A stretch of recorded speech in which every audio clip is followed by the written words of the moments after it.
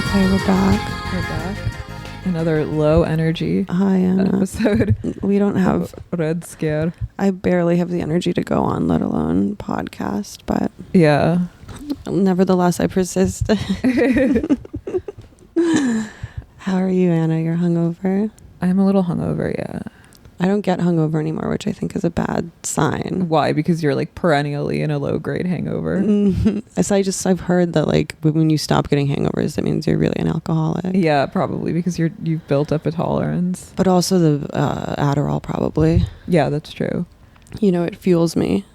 Yeah, that's like, people are always calling us cokeheads, which is hilarious because...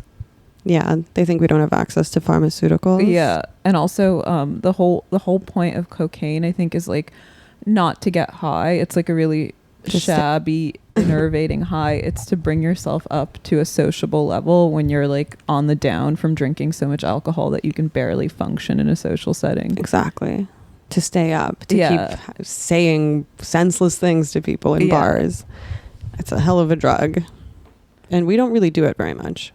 No, I'm actually relatively drug free. That's cool. Much like Kenny Powers, I don't do drugs. I just smoke weed. I'm medicated, but but it's legal. And ketamine's also medicinal. So yeah, it has medicinal properties. It does. You can get an infusion to treat depression, which I'm really going to look into. Huh. Wow. Actually, Anna and I went to Latin Mass. We did, yeah. On Sunday. How was your experience? I mean... Well, people keep speculating that I'm like mentally ill or having some kind of like schizophrenic break or that my heart's really not in being a trad cath or something. Yeah. But I did. So I'm like a little hesitant to talk about my experiences, but I was very moved by Latin Mass. I cried. It was very moving, even though the particular priest in question was very milk with toast and uncharismatic. He lacked charisma. Yeah. I think priests, unlike politicians and prosecutors, should lead with charisma. Yeah, I agree. Because you want to sell people on your message. Yeah. I think, politicians and prosecutors, of course, have to have some baseline charisma, but when they turn everything like policy and judicial proceedings into like a kabuki theater, it's like very dispiriting. Yeah. And the sermon was about anger. It was really actually relevant to the current cultural climate. It was a liturgy about the haters, basically. How you should pray for them. Yeah. I didn't find it relatable when he was speaking. Like I was kind of checked out. Yeah. And would remind myself periodically that patience is a virtue. Yes. Patience is kind of a virtue because it stands in contrast to anger, right? Yes, exactly. That was the gist of it. Well, he was talking about that there's times in which anger is justified. If you're angry for justice, then that's not a sin. Right. If you're angry, like, for at the the greater fact that good. Your neighbor has like a nicer car or a hotter wife, that's a sin. Then that's sinful, yeah.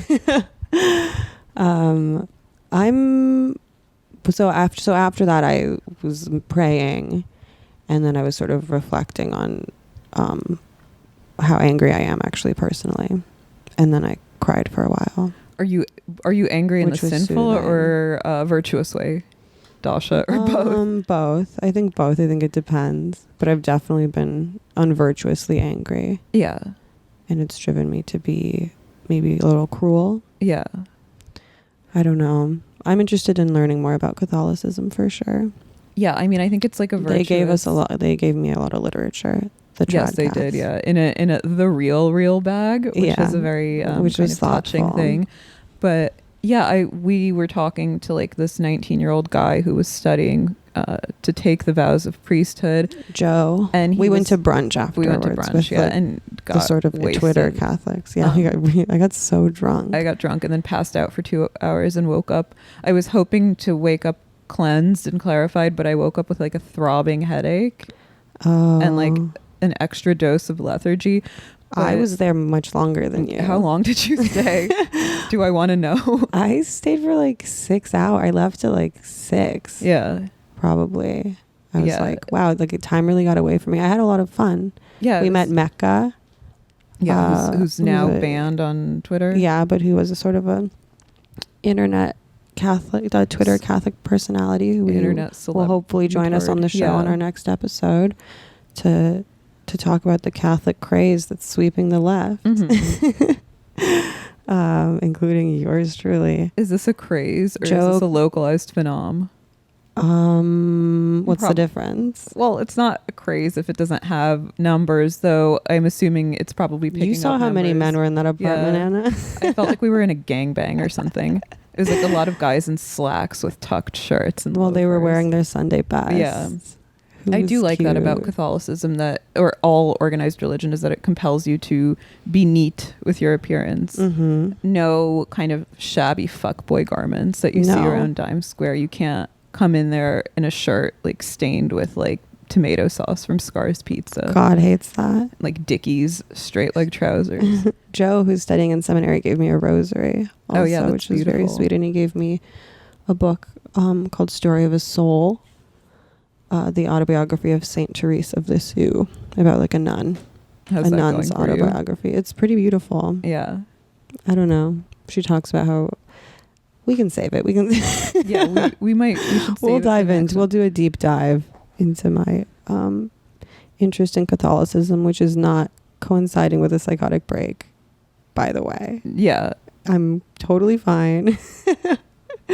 I'm not. She's fine. She's an artiste. Yeah. I'm allowed to look for meaning, and I'm allowed to enrich my life with meaning and virtue. Yeah. Well, I mean, I will say to the credit of organized religion, so this young man was studying to be a priest, and his education was basically like two-pronged. It was philosophy and theology. And I was thinking like, damn, that's a good education. Like I would get that degree with no kind of aim of becoming a nun or anything. But well, I did philosophy in undergrad, as did a lot of people there. Yeah. Which is like interesting. I mean, at least, which is why I was there so long, because we got into virtue ethics, and then the time really just got away from me. But like, yeah, at the very least, I think a religious training prepares you to anticipate and refute the arguments of your like secular adversaries, which is more than kind of establishment liberals and leftists can do, because they can only like lead with like ad hom and straw man. They're like, no, he's just an asshole, a racist asshole. Which is on the level of sentiment. We're going to be talking about this later on with like respect with regard to the Squad and Trump, the Squad versus Trump, the greatest trial of the century. Right. But like, the thing is like nobody's disputing necessarily the fact that somebody like Trump appeals to racial animus. But it's not enough to feel it on the level of intuition. You need to be able to explain in your own words to your followers. You don't think it's racist to tell people to go back to their... Oh, it's absolutely racist. Okay. Yeah. I have a whole hot take you've got a plan spiel. for this. Okay, I have a spiel. Well, but stay tuned. Yeah. We should just do 30 minutes and leave on a cliffhanger, because we're both so low energy and brain dead. I'm so sad. I've been apartment hunting, and it's literally... How's that going? Me. It's going very badly, Anna. Yeah, I mean, it sucks. It's like an upward slog. Oh my God. And then you land on something kind of relatively mediocre, but at least you're grateful because you've got something. I'm at the point now where I walk into an apartment and go, I'll take it. I'm like, I don't care. I don't care. I'll pay anything. I'll pay $10,000 a month to live in this windowless Chinatown basement with a pipe going through the room that I'll bash my head on every time I walk in. Please, drunkenly. Mr. Ing. Yeah, I mean, it's just a lot. Mr. NGO, I'm trying rent me apartment. I'm trying as hard as I can to be a real person, and it's still extremely hard. Yeah, it sucks. Have you tried affecting a fake Russian accent? I don't think that's going to help me. You could pretend that you're like maybe the I'll move daughter to Brighton of Beach. An oligarch. Yeah, that's kind of far out, but I think you would enjoy it. It's very mystical. There are a lot of like old ladies laid out on the beach with like fans and wearing brassieres and not bikini tops. I don't want to leave Manhattan. You don't want to what? Leave Manhattan. No. That's probably a good policy. I just can't. I won't go back to Brooklyn. Yeah, you heard it here first. We are the new crop of Manhattanite podcasters. such a category has never existed before.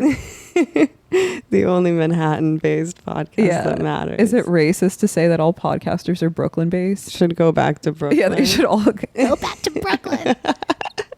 I wish somebody would tell me to go back to my country, which doesn't exist anymore, actually. Our country as such. The Soviet USSR. Union? Yeah. That's true.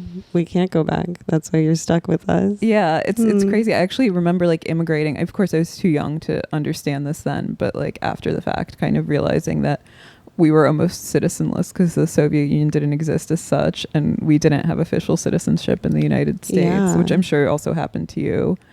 I wasn't cognizant of it, but yeah, I imagine that's what happened. Yeah. Well, we were from Belarus. Right. Existed. But that was part of the Soviet Union. Yeah. Yeah. But we became Belarusian citizens. Oh, you did. Okay, so your parents did do that thing. My parents, up until 2005. When did your parents move? In 1990 or late 89. I'm not certain, but there was. Because we lived in Belarus for a while after the fall, so we didn't move until 94. So you were already. So we were already Belarusian. You were grandfathered into Belarusian citizenship. Exactly. There was an option in Russia to do this, but my parents didn't take it. I think they probably justified it as a political gesture in kind of celebration of the West, but really they were probably just too lazy to wade through the bureaucracy and get citizenship. Bureaucracy, man. Yeah, it's so twisted. many forms. Yeah. All that paperwork. It's not for me. If anyone knows a slumlord. Yeah.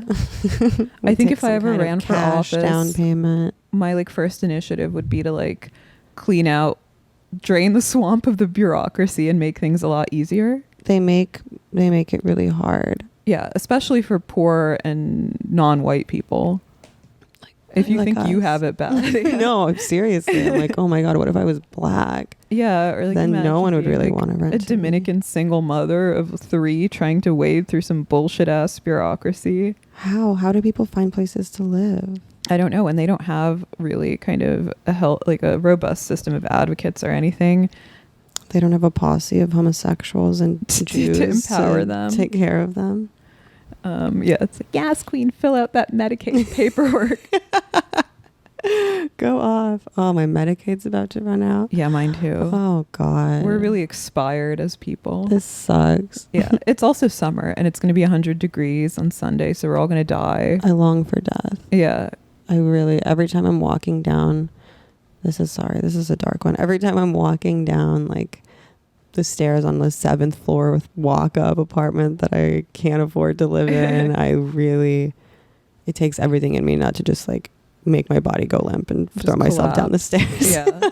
Like midsummer style. Just end it all. What's the point? So what's on the docket today? We're talking about Grimes. Oh yeah, so Grimes. We're talking about Beto. We're talking about the squad. Beto's slaves. Yeah. Deanna changed her Twitter handle to Beto's slave. I wouldn't be surprised if Beto was still a slave owner. Though, like, instead of like black people, he owns like a fleet of like unpaid multicultural interns. Yeah, who run his social media for him. Beto penned a Medium post. I guess we'll do Beto first, and then Grimes. We can do Beto penned a Medium post in response to this Guardian article. Oh, yeah, which revealed, I thought he was trying to get ahead of something, or maybe I didn't realize that he had already been exposed.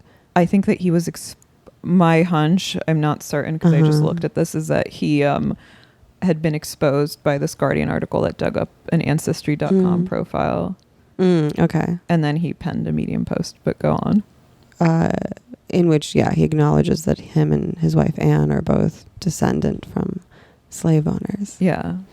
He says that just inspires him even more to advocate for African Americans. So he published this Medium post where he pledged to kind of address the plight faced by the black community in America by introducing measures that he would take as president to address this imbalanced system. Nope. Here are his points. $23 billion in funding for minority majority public schools, equal pay, $25 billion in government spending on minority and women-owned businesses, universal health care, home health visits to women of color to address higher maternal and infant mortality rates, police accountability, ending the drug war, and removing arrest records for nonviolent drug crimes. And he also, I think, gesticulated toward reparations. Yeah. Which all sounds nice good. and progressive. But maybe if we had implemented some kind of inheritance tax, there wouldn't be such a disparity in racial wealth. Yeah.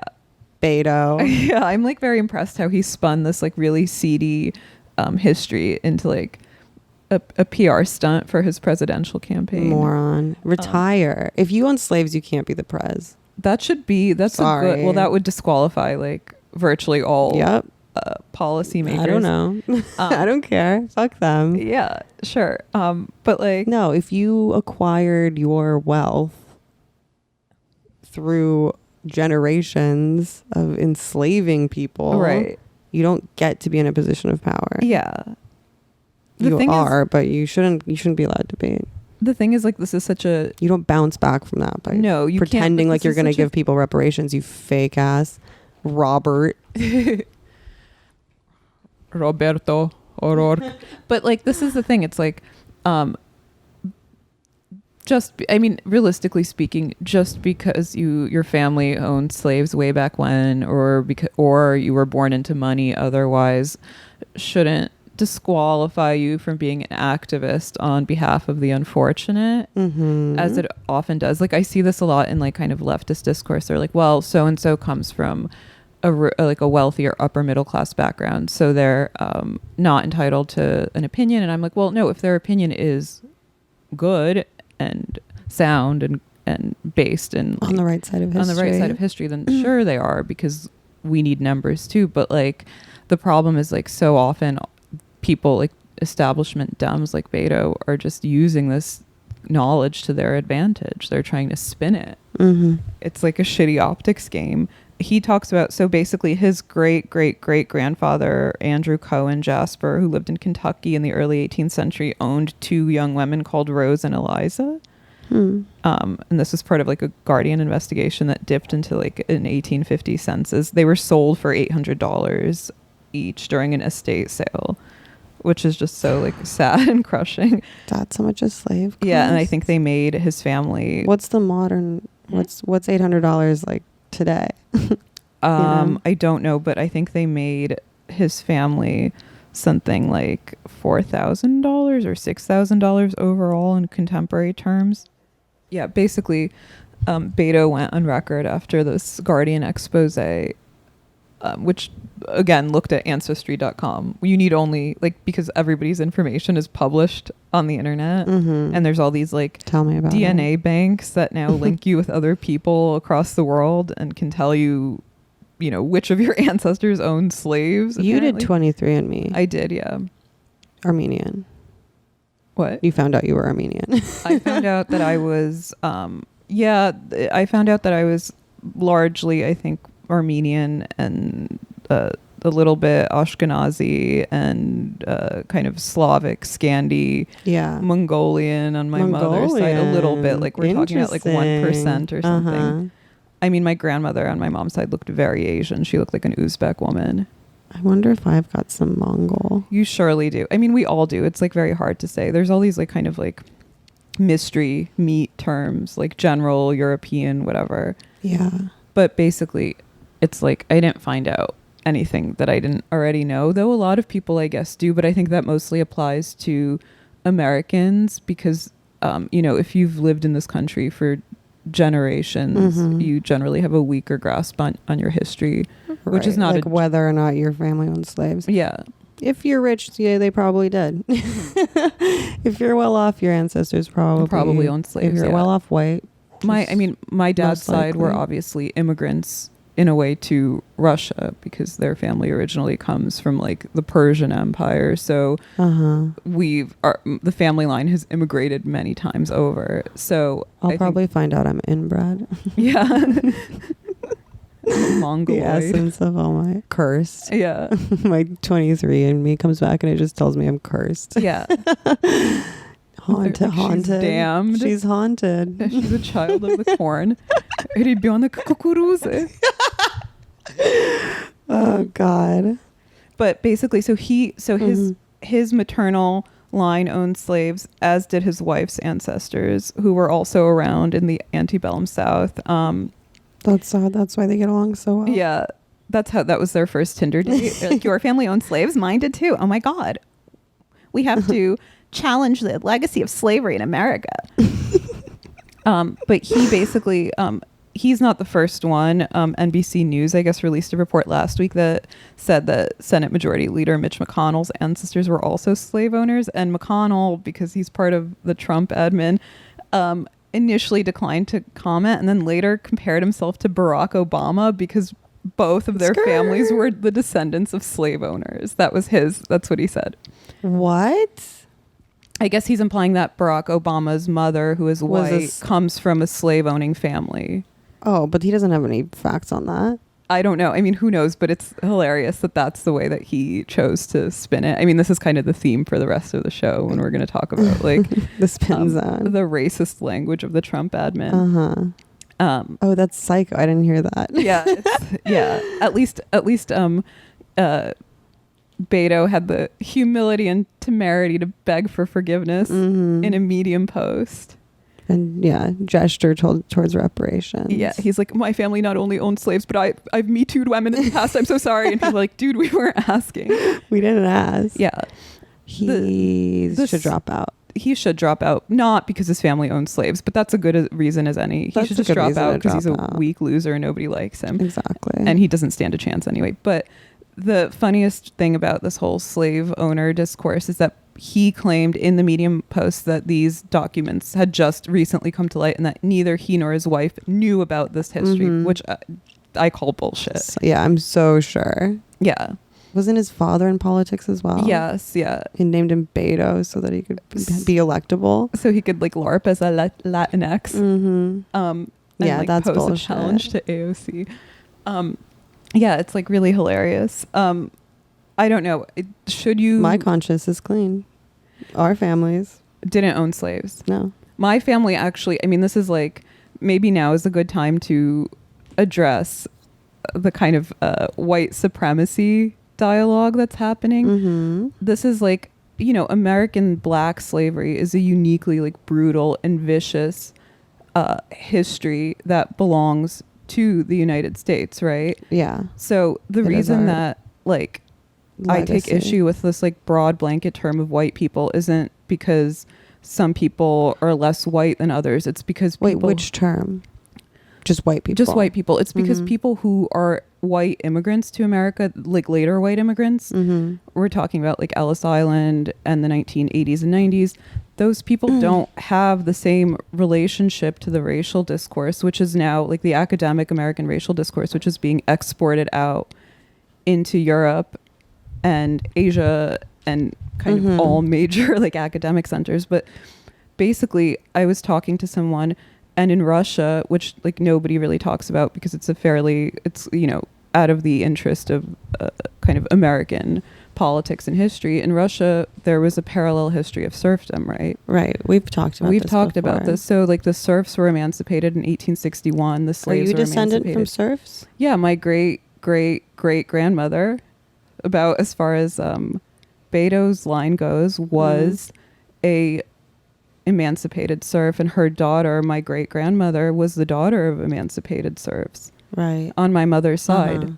So these are people that basically like lived their lives in bondage. My great grandmother was illiterate until she was 60. She taught herself how to read.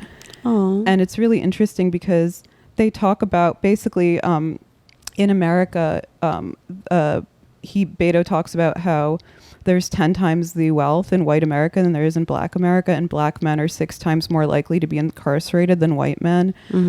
He talks about the disparity in infant mortality between black families and white families, which is greater today than it was in 1850 when the living standard was probably lower for everybody across the board. And I would be very curious if anybody has these numbers to see the comparable statistics for low income Russians, like white Russians, because I think Russia, if you look at it historically, Russia, especially in America, after what low income Russians in America or in Russia? Okay. Because I think Russians, if you look at it, kind of especially after the 30 odd years of privatization, the paternal absenteeism rates are like through the roof in Russia. That's for sure. I mean, I know so many Russian people who like immigrated here who don't have fathers. Yeah. And no, that's why the mail order bride is such a thing too, is because there's just like way more women. Yeah. Because all the men froze to death or drank themselves to death. Or drank themselves to death. Yeah. And I bet you the statistics are slightly better, or actually probably much better for like Jewish and Armenian and Central Asian men who come from more kind of family-oriented societies. Though I don't know. I mean, I'm just speculating here. Yeah. I would be interested to take a look at those stats. No, I'm very interested in this because I think like Russia has a parallel history of slavery. Effectively, the difference is that it's white slavery, not black slavery. Right. So the descendants of serfs. Your hypothesis is sort of that the descendants of serfs in Russia mirror the disparities between white Americans and African Americans. Yeah, I wouldn't even say the descendants of serfs. I'm not certain because so much change, like radical, destructive change happened during the communist revolution. Right. So I don't know, but I'm sure that there's some sort of correlation somewhere, or maybe not. But basically what I'm saying is that the kind of black slavery discourse is, you know, it's really like condemnable what happened to black people who were like kidnapped en masse from West Africa and brought here against their will to toil and labor for white landowners. It's horrible. But what I'm saying is other parts of the world have comparable, equally brutal, shitty histories that have a different racial makeup. Yes. So the slavery discourse is very unique, like circumstantially unique to America. Yes. And other countries where black slavery thrived. Like the UK. Anyway, that's my spiel. That's my story. That's a good spiel. Yeah. Yeah. I don't know. We're really I'm sorry. No, it's I'm okay. like... Should we talk about a lighter topic? Grimes, yeah. Grimes apparently underwent a procedure where she had part of her eyeball removed so she could no longer see blue light. Okay. To treat her seasonal depression. She's also still dating Elon Musk, which I didn't realize. What? Yeah. Oh. Yeah. She's still with Elon Musk. She's she gave an interview to like an Adidas campaign that she did about sort of her routine. And she did a very like, you know, she's living a very tech lifestyle. She said she maintains a healthy cellular routine where she maximizes the function of her mitochondria, which is the powerhouse of the cell, as we all know. She lists all the supplements she takes. Then she spends 2 to 4 hours in her deprivation tank that allows her to astroglide to other dimensions. Then she does 1 to 2 hours sword fighting sessions with her trainer, and works on her obliques and core stabilizers. Okay. And then she does various hikes, blah, blah, blah. And then she says, I've also eliminated all blue light from my vision through an experimental surgery that removes the top film of my eyeball and replaces it with an orange ultraflex polymer that my friend and I made in the lab this past winter as a means to cure seasonal depression. I go to bed with a humidifier on. Smart. You know what would really cure her seasonal depression? Breaking up with Elon Musk. Breaking up with Elon Musk and releasing some new music. But it makes sense that she hasn't released any notable... She seems like she's got a busy schedule. Yeah, she's like training all day. She's like sword fighting. She's going in her deprivation tank. Yeah. Damn. That's like... That sucks. she's really blossoming into her intended role of like a libtard feminist. She was really gunning for... I mean, she's a great candidate for it. Manic pixie, tech overlord. Yeah. Oligarch wife. Yeah, Child it's bride. Like crazy. Because remember when she first kind of came out on the scene and she was like, I'm learning Russian and I believe in socialism and all this stuff. And she was like kind of an activist freedom fighter. She was like flirting with like tankyism a little bit. But this is hilarious. It's like the most insane. It sounds like American Psycho. She's like listing all these supplements and like routines that she does. Does she even look better for it? She looks like herself. The picture I saw on People looked pretty good. Yeah, she looks fine. She looks like an elf and twink, but I don't think like, you know, with that intensive a regimen, I would expect her to look like Emrata or something. Wow. Emrata doesn't do anything. She doesn't apparently. exercise, allegedly, yeah. Mm. Her body's just turning itself inside out. Yeah. Did you see Emrata posted her face on the girl with the pearl earring painting? Vermeer, yeah. I love it. I saw it in your stories. I got a chuckle out of it. Yeah, that old painting wasn't hot enough. You should put her face on the Mona Lisa. She should just put her face on Botticelli's Venus. We should just revamp art history, but put Emrata every major like female art historical avatar outside of the Venus of Willendorf who's way too fat. We need to slim her down. Yeah. We need to get in there and chip away at her waistline. Yeah. The titties can stay. The big naturals, but we're gonna need to do some more abdominal definitions on the. I think Kim Kardashian is more of a Venus of Willendorf girl. She has very fecund termite queen proportions, which are augmented, of course. Yeah, she looks freaky. Yeah. Well, I heard that the Venus of Willendorf, welcome to your art history corner. Some historians suspect that it was sculpted by a woman because it's sort of like the perspective mirrors sort of what it's like to look down at your own body, at your big naturals when you're. I love these kind of like revisionist, a fertile strains person of art history. Yeah, I mean they're not wrong. If I like look forward, all I see is my cans and my nose. It's a really horrible way to live. I like crash into things all the time. I only see my tragic thigh gap. Yeah. You're like really peering down there. Just avoid. I'm like really jealous of Grimes and her routine. I want to have a crazy routine. She didn't when she said she got her routine, man. Yeah, like anything will. Yeah, that's not just waking up screaming and then trying to figure out how I'm going to survive the day. Yeah, I'm in survival mode. That's why my takes aren't as sharp as they usually. Yeah, they're like fight or flight response. Yeah, all of my resources are going to. Or channeled protecting myself and my roommate Kyle. But yeah, I mean, like, I feel like I want to see Emrata's face on the Mona Lisa next. Yeah. Shifting beauty standards. It's just the Mona Lisa should just be a giant ass to reflect like contemporary beauty mores. Yeah. I'm tired of all these pale women being painted. Yeah. I wonder even have fake. I want to put fake freckles on the Mona Lisa. Yeah. And like a dollop of highlighter on her nose and just on the tip. Just on the tip. Like makeup tutorial Mona Lisa. I wonder if Grimes set out to be deliberately insufferable or if the people editing the interview made her sound extra annoying. Yeah. We've been victims of that. Yeah. Many a time.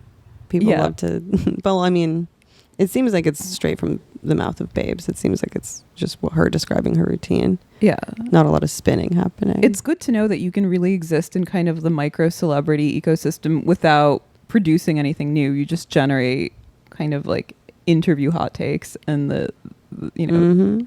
You don't even, Kate Bosworth doesn't even have to do that. She still gets invited to the Met Gala and stuff. Yeah. She hasn't done anything in years. Yeah, she just like walks the red carpet. Yeah. There's like a whole class of actresses in extremely bold quotes that just make red carpet appearances. Kate Hudson, Kate Bosworth, Jessica Chastain, though she does some acting here and there. She's still acting. Yeah. Would you be, if you were like a successful Hollywood actress, would you be content just to make red carpet appearances after you like phoned in a few roles, or? No, I like to practice my craft. You have integrity. I'd like to keep working. I'd like to be a one for me, one for them kind of actress. You know, I do. One step forward and two steps back. I'd like to do my little mumblecore indies, and then I like to do my, maybe a more high thread count drama in there for. Yeah. Maybe when Harvey Weinstein comes back, we could work on a new script together. Yeah, it's like, I think they should just do like an Odd Couple TV series starring Harvey Weinstein and Jeffrey Epstein. It could be like Seinfeld. They just live in a tiny apartment, having been dispossessed. They live on an island. They do like the Seinfeld thing where like one of them is dating a woman, but he wants to start dating her roommate, so he proposes a three-way, and she ends up delivering. They're both women are all underage. Yeah. They live One in, of them like, starts dating a McKibben woman, lofts. but she's not young enough. Yeah. There's so many comic opportunities. Yeah, one of their girlfriends is aging. He hates that. The other one's Asian. He loves that. Anyway, should we move on to Yeah, what else is going on? the squad? Oh yeah, the squad. The squad is does the squad endorse the term the squad? I think so. They're into it. I don't know. I wouldn't be. It has a good hashtag as the squad is social media savvy. I'm sure they appreciate that. They're like the all-female Ghostbusters. Did Trump call them the squad? No, I think he just said that they Need to go back to. He said that they should go back to their countries, which is hilarious because 3 of them were born in this country, which makes them automatically U.S. citizens. Exactly. And then the 4th one, Ilhan Omar, was a refugee from Somalia who spent time in a camp in Kenya. So it's Ilhan Omar, Ayanna Pressley, Ocasio-Cortez, and Rashida Tlaib. I think that's how we're pronouncing her name. And they're all U.S. citizens, obviously. And Trump's recent meltdown was precipitated by simmering tensions in the Democratic Party between the squad and House Speaker Nancy Pelosi. Right. Yeah. So basically, what happened was the squad They're feuding with Pelosi. Yeah, behind closed doors, and they've been pushing kind of more bold-faced progressive initiatives, particularly the Green New Deal, Medicare for all, and of course immigration. They want an immediate immigration policy that addresses all the children that are being detained at the border in inhuman conditions. Yes. And Pelosi they had like a weekly Democratic caucus meeting last Wednesday, and this was all like hush hush, no press was allowed. It was like a closed door meeting, but a lot of sources at the meeting reported what she said. And she basically said, some of us want to make a beautiful pate, but we're making sausages. What does that mean? Like that, basically that. What a 1%ery thing to say. Yeah, it's basically that. It's, politics is a messy process, which rarely leads to a perfect outcome. I see. So she's basically doubling down on the old centrist line of incremental progress. Yeah. Which we're really making foie gras. Yeah. As in we're torturing beings. We're here at Suen making boiled broccoli bouillabaisse on behalf of all the low-income New Yorkers. Yeah. Only 1 container of miso tahini.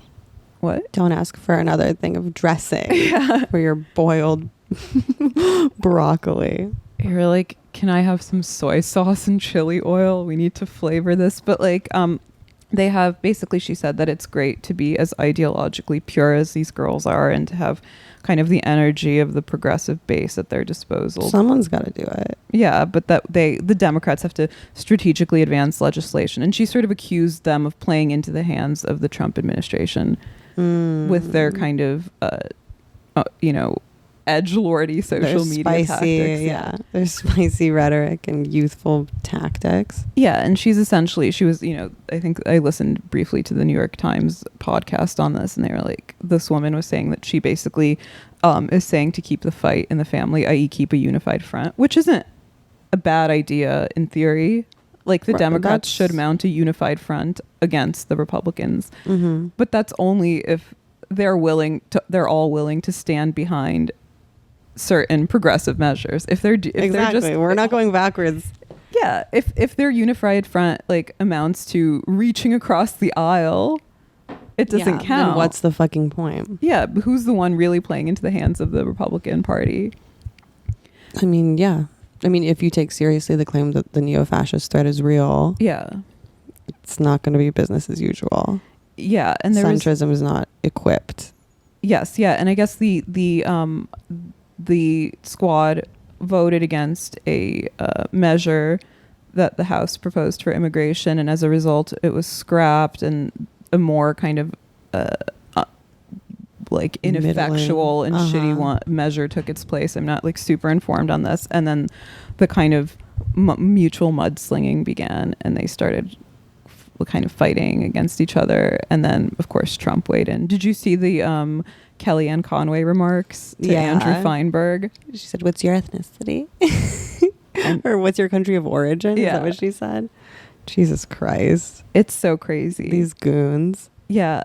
I really like, I remember when the whole kind of dirtbag left thing started happening, and there was a lot of people on the left saying like, well, we have to challenge this vulgar administration on their level with vulgarity, like kind of in contrast to like Michelle Obama's when they go low, we go high rhetoric. But now or Mia Farrow's, I have to take the high road because the low road's too crowded. But now all this cussing is basically on the level of affect. They all sound like Sugar Slam at the Gathering of the Juggalos. They're like, let's fucking run democratic politics to the ground. Let's fucking burn this motherfucker down.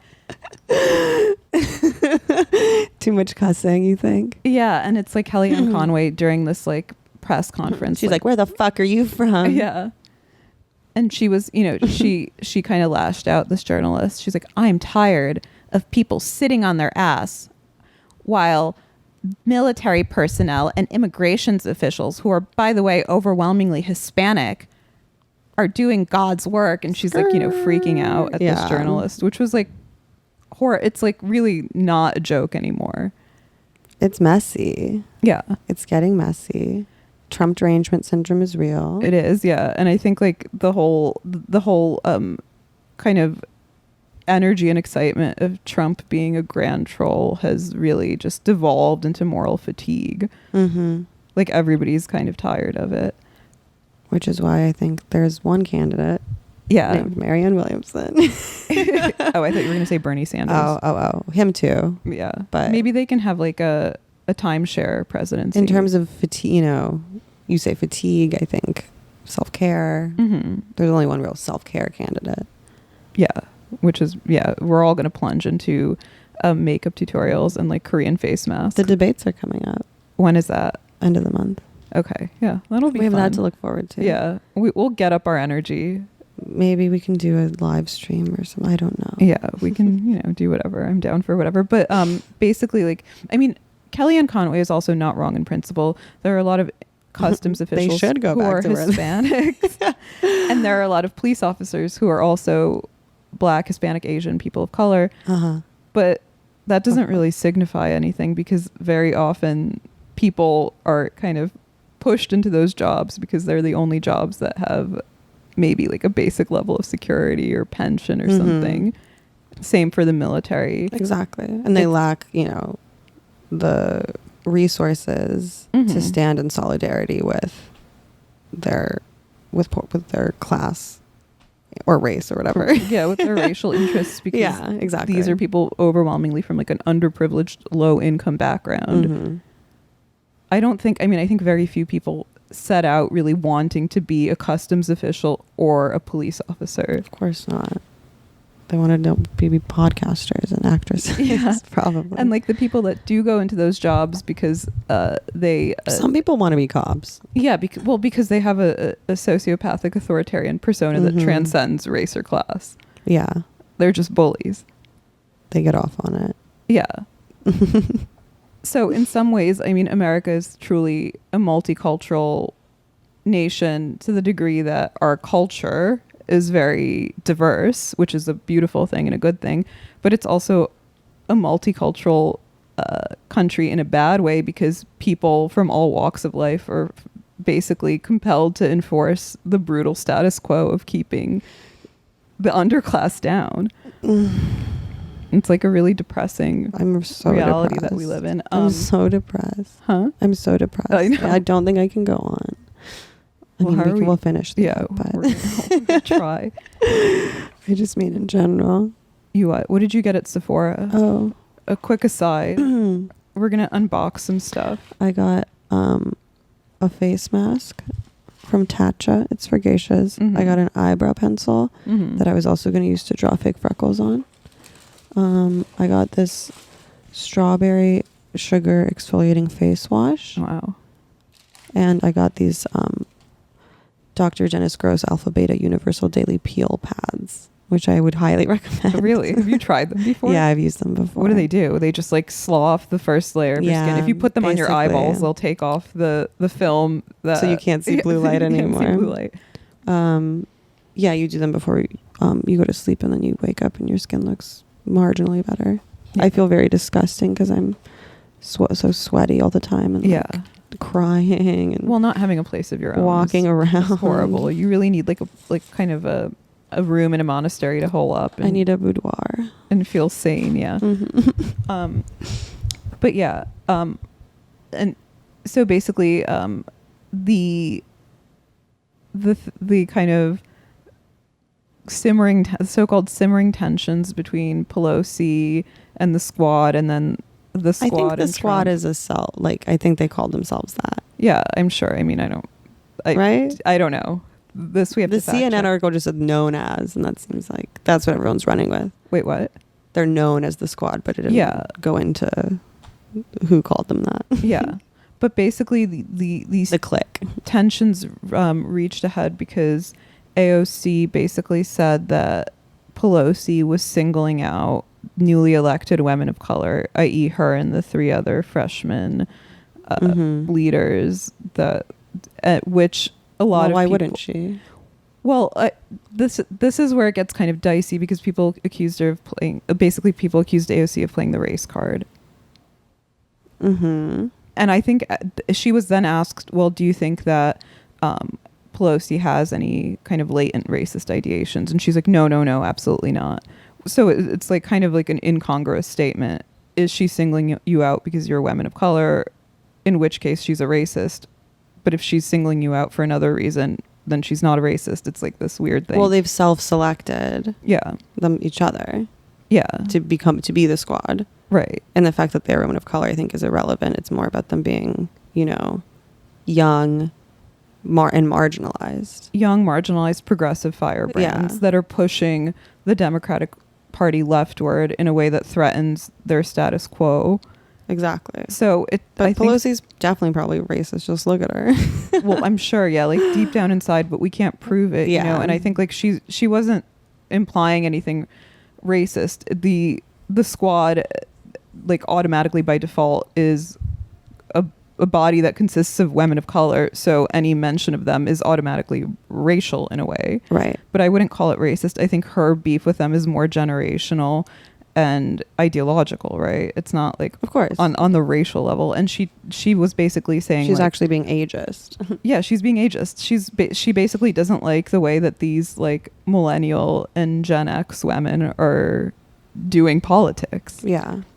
And she basically said that like because Pelosi represents the interests of like all of the horrible shriveled cadavers, evil ghouls, of the Democratic Party, who are sucking the lifeblood out of this fucking country. Yeah, and there is a tweet that I liked by this staff writer at the New Yorker, Rashida I'm not going to pronounce that correctly. And he wrote, "The Democratic Party is less a political party in pursuit of particular policy goals than a professional association organized to defend and advance the careers of its most valued members." Which spot the lie. Right. It's basically a networking organization. The issue is that all of the four women in question did vote for Pelosi as speaker, and they have certain committee seats due to Pelosi. Right. But they disagree with her on a kind of fundamentally ideological level about what the Democratic project should be. Right. And then, he then tweeted, as I've said before, any argument... Trump really played the race card. He did, yeah, because he told them basically to go back to their crime-infested countries. He said, go back and help fix the totally broken and crime-infested places from which they came, which is a major projection because what is America if not totally broken and crime-infested? Right. Not even to mention responsible for those other places being broken and crime-infested. Yeah. Seems like a good place to address those ills would be. And now, like, Republicans have voted on a resolution that condemns the tweets, which, like, why are we voting on resolutions to condemn tweets? People should be allowed to tweet whatever they want, as horrible as it sounds. Amen, sister. Yeah. At Jack. And yeah, I mean, it's like a really sad situation. I mean, in the most cynical view, basically our two options are between kind of a professionally woke caucus of like telegenic liberal feminists who are elbowing their way into the status quo, and then a really repulsive laughing stock administration that like strategically inflames the country's racial animus for shits and giggles, but also to divide and conquer people. Right. It's a really kind of terrible thing. And like beyond the kind of ideological disagreements about the management of the Democratic Party and what its policy aims should be, there's also like the question of what kind of rhetorical tactics do you use against the Republicans and Trump? Mm-hmm. Like, is social media effective? No. I think we both know social media is not effective. And Pelosi sort of like gestured at this because she was like, you know, you're only 4 women, implying that there's like 4 votes among the lot of them.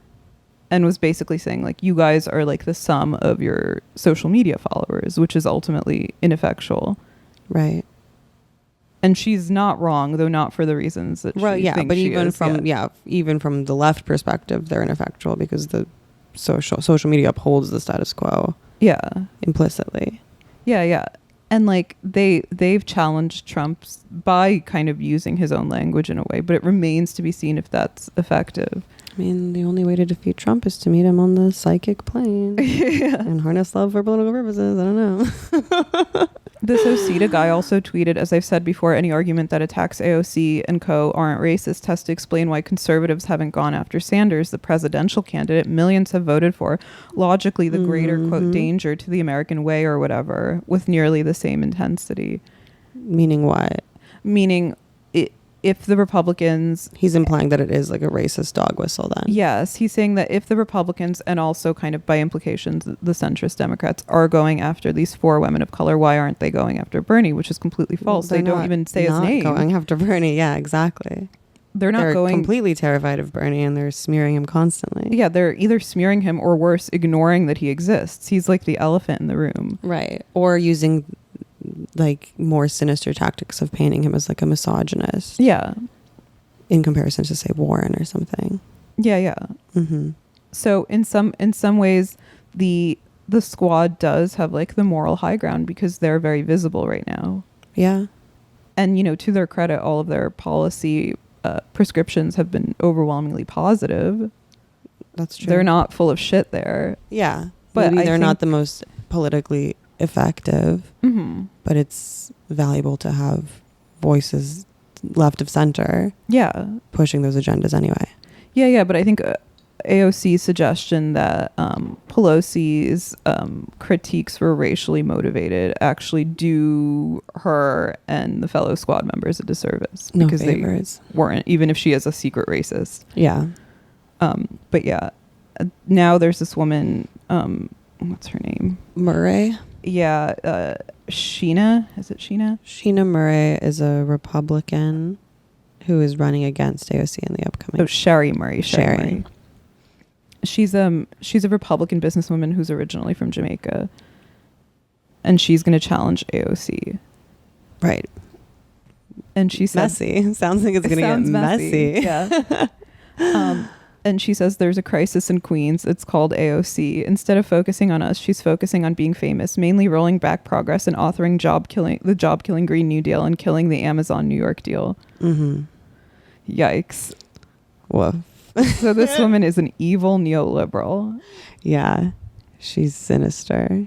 Yeah. But but AOC has put herself in a position where she's become the social media darling that I think has done her also no favors, because then someone like Murray can leverage the criticism of her being like in it for the attention. Right, exactly. And not actually being in it for like Queens. Serious about, yeah.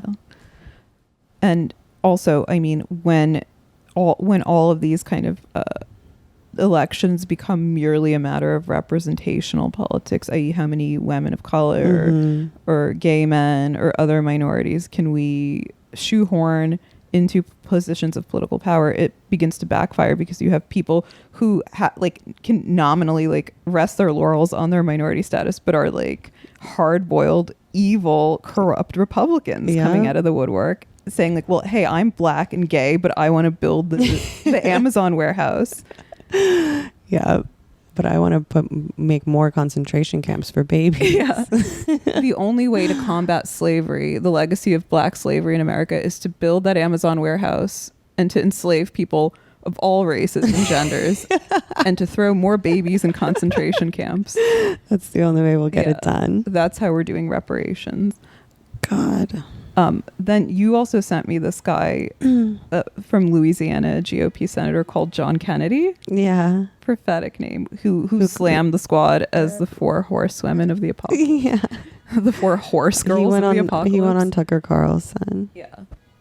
And he said the simple fact of the matter is the 4 congressmen think that America was wicked in its origins.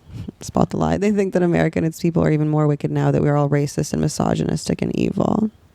They're entitled to their opinion. They're Americans, but I'm entitled to my opinion. And I just think they're left-wing cranks. And they're the reason there are directions on a shampoo bottle. I think we should ignore them. That was pretty funny, even though it was horrific. He's just like a bumbling old man. Yeah. You know? He's just like afraid of them. Yeah, and they're not even really left-wing cranks. They're like newly minted members of the liberal establishment. Exactly. Yeah. You Whether should meet they some real, like it you or should meet not. some real leftists out here, and He should come to Brooklyn. you should meet Jake Flores. Sorry. No, it's fine. That's is there anything else? No, I don't know. That's all I have to say. Yeah. About the squad and Pelosi and whatever. Good on them. Yeah, let's hope they Ilhan seems to get it the worst. Why do you think that is? Because she's Muslim. You think so? Yeah. It's because she wears the hijab. Yeah. I think that she's the most like exotic other of the squad. Probably. And so she represents the most sort of anxiety for people. Yeah, she's like the most, she's, literally foreign born and a practicing Muslim. So I think that, that freaks people out on some level. And she's getting slammed as like an anti-Semite. Right. Which like left and right. isn't really happening to other people. Yeah, exactly. Yeah, I guess you can't. I mean, it's very easy. Yeah, it's much easier to smear a Muslim as an anti-Semite versus a Latino or an African American. Sure, exactly. And she's pretty, so they're jealous. She's pretty. She's like Michelle Carter. People want to persecute her because she's more beautiful than the other squad members. Exactly. Anyway, I think that's that. Yeah, sorry for our lukewarm analysis. We'll see you in hell. I'm already there.